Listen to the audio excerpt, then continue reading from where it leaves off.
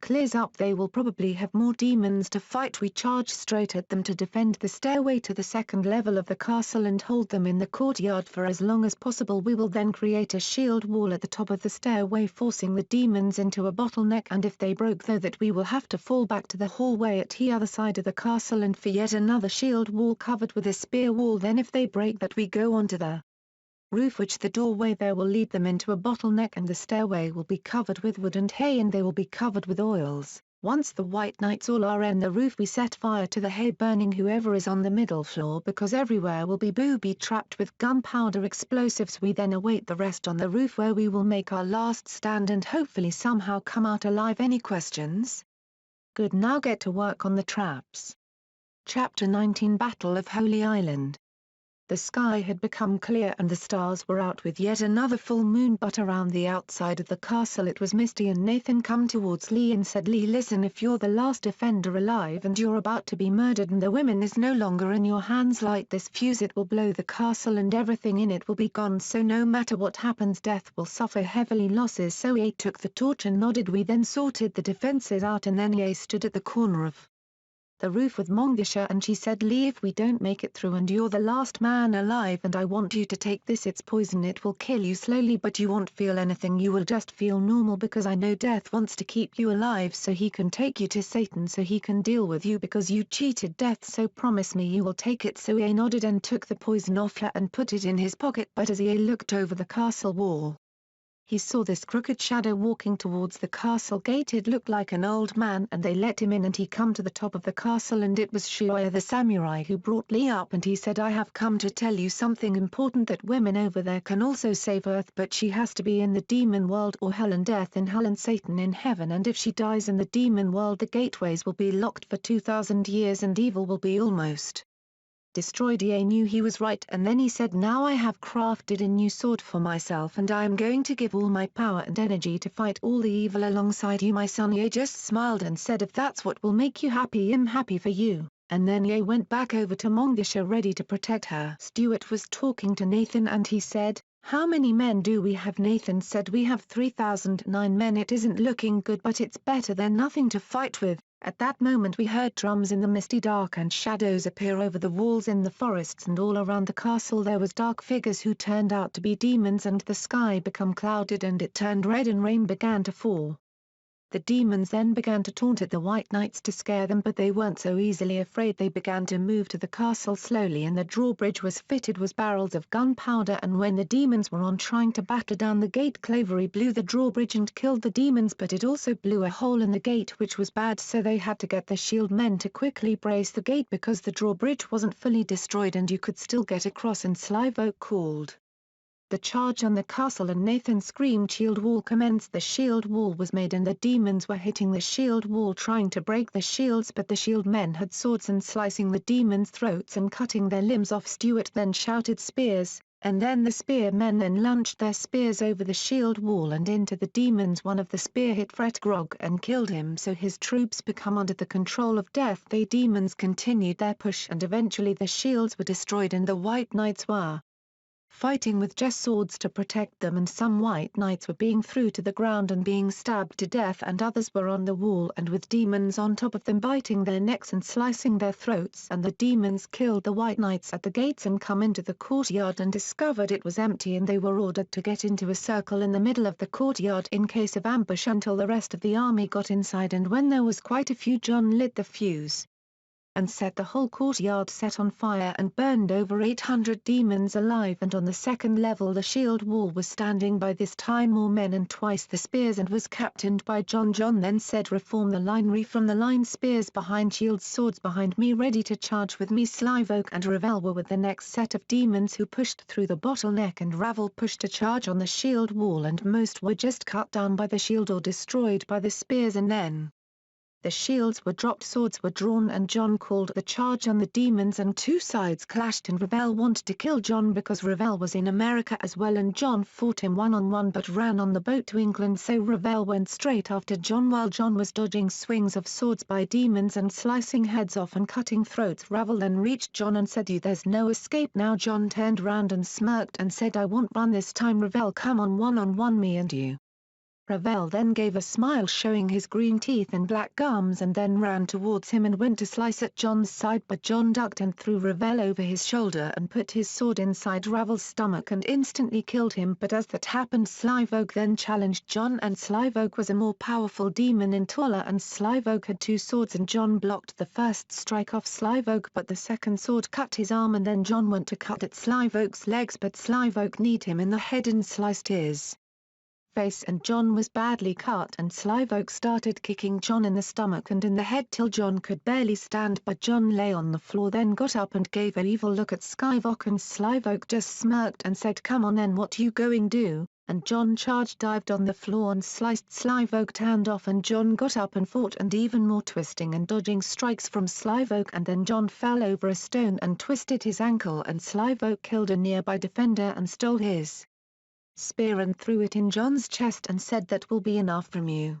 But John still rose to his feet and pulled the spear out and looked at it and smirked and limped towards Slivog and went for a headshot, and Slivog stuck his sword inside of John and twisted, and John died right there and fell to the floor, and the White Knights around him were heartbroken but made them fight harder, but they were being cut down one by Slivog and his demon army at his side. Death then come through the doorway of the stairway and ordered Slivog to push on and he would take care of the remaining White Knights. Death then said to the remaining White Knights, "Come on, there are 7 of you onto me, let's see if you can beat me." So the White Knights charged. Death ducked, threw one over his shoulder, he cut another's throat instantly, he then grabbed another one by the throat, stole his sword, stuck it through his friend and then killed him with his axe, and Jonathan tried to fight on but got wounded and tried to run, but Death just threw his axe at him and killed him instantly. Scott then challenged him, he swung his axe, Scott blocked, Scott swung his sword and it managed to tear Death's robe a little, this made Death mad, he went to swing again, Death blocked and it broke Scott's swords, he then pushed Scott to the floor, he then smirked S&D, stuck his axe into Scott and Scott said, "See you in hell." Death laughed, then ordered his demons to follow Slivog to the roof and kill the remainder of the White Knights. So the demons proceeded to the stairs at the 3rd level that had filled the stairway, and Stewart lit the fuse and set alight the whole 2nd floor and the stairway, and burned over 2,000 demons, but Slivog survived because his shield protected him that he stole of a defender, and he waited for the next wave of demons to come, and they arrived and they forced themselves onto the rooftop, and the shield wall was standing by, and Slivog ordered the charge and they charged at the shield wall. Some demons were cut down and killed by the spear wall that was through at them, and then Stewart pulled back to where Nathan was, and Nathan screamed, "Charge my brothers!" and the remaining White Knights charged, and Kelly knew that Slivog killed John and she wanted to avenge him, so she went for him, and Slivog saw what she wanted, so he stood in front of her and he drew his sword, and Kelly already had hers drawn, and they charged at each other, and Kelly got the first swing in, but Slivog blocked it and kicked her in the chest and then cut her arm off, and she still had one arm left, but she was still continuing to fight, and Slivog and Kelly charged at each other and at the same time put their blades into each other, and they both lay down near each other, and Slivog died first, and Kelly said, "Justice has been done, fight on White Knights and taste freedom." In the end then she died, and as Slivog's attack continued, Norfair arrived and entered the castle and come through with more men. Stephen was surrounded by 5 demons and he stabbed one of them in the chest and sliced the other's throat, grabbed one of them and put him in front of himself, and the other demon stabbed the demon instead of Stephen by mistake. Then Stephen then broke his neck and continued to fight on, and then Stephen saw Norfair and knew they might stand a chance if Norfair is killed, because then there's only 2 generals left, so he went for Norfair, who was the 2nd strongest general in the demon army. Death was the strongest, so Stephen went one-on-one with Norfair. Their swords collided in the air and Stephen swung his sword left hand. Norfair collided again and blocked perfectly, and then he cut Stephen's leg, and then Stephen continued to fight and he cut Norfair's arm, but Stephen was slowly being cut up, and then Norfair got a lucky cut on Stephen's wrist and he was then bleeding very badly and wouldn't have been able to survive. Stephen was bleeding to death and Norfair was just laughing at Stephen's attempt to kill Norfair, but Stephen then turned his back to Norfair, then quickly turned back around so he was facing Norfair, and he threw his dagger at Norfair and it hit him in the throat, and then he stuck his sword in Norfair's gut, and then Norfair went on one knee and stuck his sword inside Stephen, and Stephen fell over the castle wall and fell in the water and drowned, and then Stewart went to Norfair and sliced his head off, and then there was only Essence left, but he was surrounding the area, but Death orders him to move in, and Death would back up Essence, and they arrived on the roof, and the roof was very badly overrun with demons and White Knights were being slowly wiped out, and Stuart come over to Lee and said I shall defend Montgisha with you, and then Nathan was killing demons with ease. He was shown how his relationship was better with his sword than the demons was with theirs, and then Esense said I'd like to see you kill me, and Nathan charged and collided with Esense, clashing of swords, and Nathan nutted Esense and then he clashed swords again over strength. Him knocked his sword out of his hand, kicked him in the groin, punched him in the head and sliced his throat. Esense just lay there slowly dying, and then Nathan stuck his sword in his stomach to quick his death, and then death come out, and there was 700 White Knights left and 4,000 demons left fighting at Holy Island Castle, and the White Knights formed another shield wall to protect Montgisha and then backed them up with sword, but Grim Reaper just stood there and laughed and sent a double line of demons towards them, so the shield wall couldn't parry, so they had to eventually drop the shield wall and charge, and the White Knights were killing demons with ease, but tiredness was coming fast and more White Knights were being killed, and then Grim Reaper sent 20 demons straight after Lee and Stuart to occupy us while he collected Montgisha, and so the demons were fighting Lee and Stu in clashing of swords and breakings of bones. They were killing the demons with ease, and then Grim Reaper knocked Lee out and did the same to Stuart, and he was clear to walk straight to Montgisha, and she fainted under a sleep spell which Death put on her. David trying to get into Death's way, but he just stuck his axe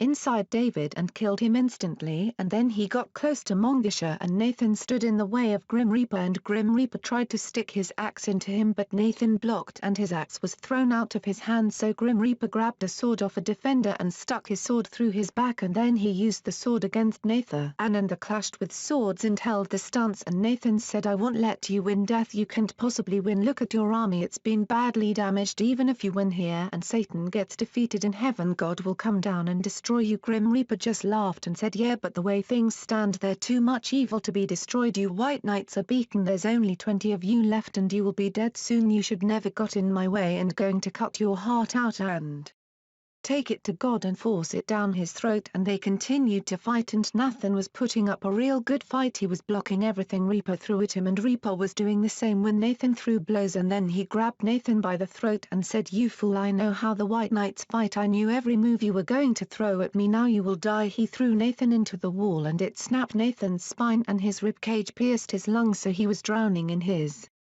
own blood from the inside, and Death looked at him and said I will not put you out your misery, you may lie there and die in pain, you human pig. And Nathan just lay there and a tear come out of his eye and he screamed leave me, kill him, show him the White Knights are forever. And Stuart said Lee stay here and protect her, I will take him on now, and Ye said no, it's me who must face him, so Ye threw Stuart to the side and stood in front of Death and drew his dragon sword and said let's see if I have the same fate as Nathan, I have dreamed of this moment. Death smiles and said well, I will make your dream a nightmare, and he ran towards Lee, and Lee ran and rolled across the floor and sliced his back, and his cloak was sliced open, and Ye heard Shuya say use the samurai ways, it's the only way, and then Death threw a spear into Shuya and he fell over the castle wall. Ye stood up and screamed in terrible pain. Ye lost his only family, and then Shuya's soul came to me for one message. He said think back to the samurai ways and when you were a child. So Ye thought back to being a child and everything Shuya taught him, and Ye thought it is the only way, so Ye used the way of the samurai, and Ye refused to be beaten, and he swung his sword round and round. Grim Reaper was so occupied he could only defend. Ye cut his cloak off and he looked exactly as he did in Lee's dream, and he fell to the floor. Ye had him beaten, but he called his men to help him, and Ye sliced the demon's throat and stabbed the other in the chest and dropped back, and they all charged at Lee and Stuart. They were the last two White Knights, and Clavery was with Montgisha, and he picked up a sword and he was prepared to fight, and then Ye had a thought which come from heaven, and Ye screamed stop, wait a minute Death, can we come to some sort of negotiation? I have a good proposal. Death said this had better be good, otherwise I will cut you in half right now. Lee then said I have a torch right here Death, and if I light the fuse it will blow this castle and kill everything on it including Montgisha, and you will lose. Also you need her to destroy heaven, but hell is left unguarded, so why don't you take her back to your world, invade hell, claim hell as your own, therefore you claim everything. Death then said that is a good idea, I would own everything. He then said what do you want in return? Ye then said for Earth to be free and allow humanity to live as free people in 10 minutes alone with Montgisha, so I can say my goodbyes. Grim Reaper said so. Be it, we will leave you in peace and you may have 10 minutes. So EA picked up Mongsha, Stuart and Clavery followed, and they went into Lee's bedroom on the bottom floor and lay her there, and Stuart said, "What are you doing?" and EA said, "If we put this poison in her she will die slowly, and if she dies in their dimension it closes everything and destroys all evil. It's a gamble we have to take." And Mongsha woke up and heard everything EA said, and she said, "Lee, as much as I wish you were wrong, you were right, and I have to die in venom or hell to close the gateways forever, so give me the poison." Mongsha then took the poison and kissed me and said, "I'll go back to sleep now, but I love you and I'll always be with you." And then a tear come out Lee's eye and he saw a tear roll along her face as they both tried so hard not to cry, and EA took her to Grim Reaper and he said, "Out of every human ever you must be the wisest," and then he disappeared into his home portal and took all evil with him. And then the sunrise. "She's ours, and now I will invade hell with my remaining demons and take over." And then Death invaded hell, and as he saw the throne empty and he sat upon it, every began to shake because a new ruler had come, and in heaven Satan just turned to dust and bones and had become nothingness. And then as he become ruler of everything, Mongsha died and Grim Reaper rose to his feet and said, "No, this cannot be outsmarted by a human. Lee, I will get you for this." Death then turned into dust and become nothingness. The demons were torn between realms and become nothingness, and the captured White Knight's souls were freed and sent to heaven. God stayed on the throne, and Lee and Stuart sat on Holy Island Castle, and Lee said, "It's amazing how we lost the battle but we survived." Stuart then said, "We are the last White Knights on Earth. Shall we train up new White Knights, or do you think it's safe to lead a normal life?" Lee then said, "I think it's safe, but we should begin to start training them just in case."